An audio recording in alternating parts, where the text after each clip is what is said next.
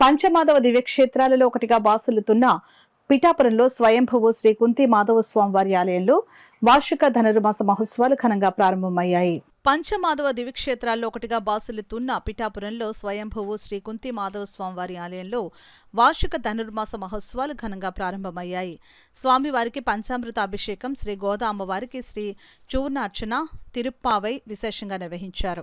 భక్తులు స్వామివారిని దర్శించి తరించారు. ఈ సందర్భంగా ఆలయ ప్రధాన అర్చకులు చక్రవర్తుల మాధవాచార్యులు మీడియాతో మాట్లాడారు.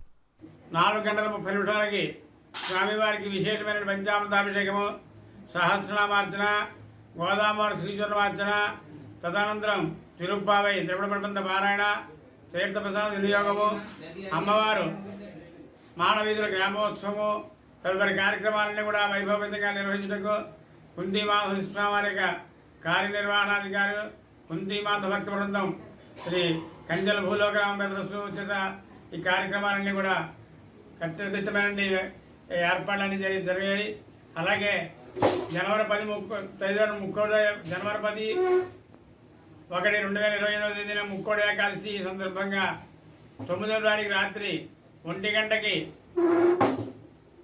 పంచామృతాభిషేకము, సహస్రనామార్చన, తదుపరి అమ్మవారి యొక్క శ్రీచూర్ణమార్చన, తిరుప్పావై, ద్రవిడబంధ పారాయణ, అధ్యయనోత్సవాల ప్రారంభము, స్వామివారి ఉత్తర ద్వార ప్రవేశము జరుగుతుంది.